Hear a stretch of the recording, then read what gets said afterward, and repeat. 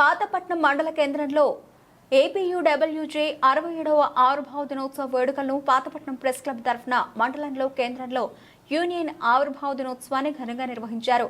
ఈ సందర్భంగా పాతపట్నం సిహెచ్సి ఆరోగ్య కేంద్రంలోని రోగులకు పళ్లు, ఓఆర్ఎస్ డ్రింక్స్ ను ప్రెస్ క్లబ్ అధ్యక్షులు పోలాకి వెంకటరమణ చేతుల మీదుగా పాత్రికేయులు అందజేశారు.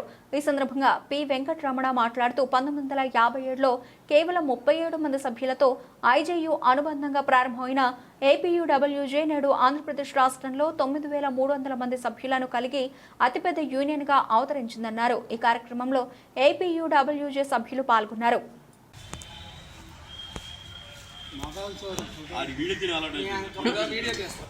మన వర్కింగ్ జర్నలిస్ట్ తరఫున వచ్చే కార్యక్రమాలు చేసేవన్నీ పక్కన పెడితే ఈ ఏడాది నుంచి కాస్త నిర్మాణాత్మక కార్యక్రమాలు ఏమైనా చేద్దామనే ఆలోచనతో అందరినీ మరింత సంఘటితం అవ్వాలా.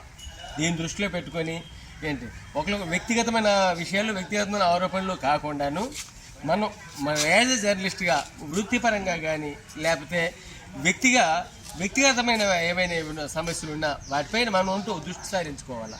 ఎందుకంటే మనకంటూ సంస్థల నుంచి కానీ లేకపోతే ఇంకా దీంట్లో నుంచి ఎటువంటి సహాయ సహకారాలు ఉండవు. ఈ నేపథ్యం మీకు చెప్పేది ఏంటంటే మొన్న మన తోటి సార్ రిపోర్టరు దాసు చనిపోయారు. ఆయన చనిపోతే ఆ కుటుంబ పరిస్థితి ఏమైంది, దాదాపు వీధిన పడే పరిస్థితి ఉంది. ఎందుకంటే వృత్తిపరంగా ఆయన సాధించుకునే అచీవ్మెంట్స్ ఉంటూ ఆయన లైఫ్లో ఉంటూ ఏమీ లేవు.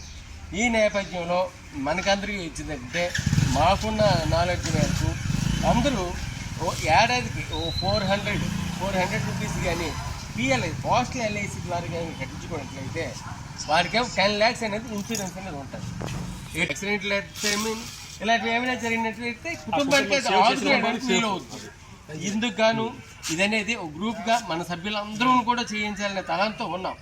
మీరందరూ కానీ సహకరించినట్లయితే అందరూ 400 రూపీస్ ఇచ్చినట్లయితే ఈచ్ పర్సన్ 400 రూపీస్ మాత్రమే ఏజెంట్ అని మీరు పంపించి మీతో ఒక ఆధార్ కార్డు మిగతా రిక్వైర్మెంట్స్ ఏమన్నట్టు తీసుకొని మనకి అందరికీ బీమా అనేది వర్తింపు జరుగుతుంది. దీన్ని అందరూ సహకరించారు.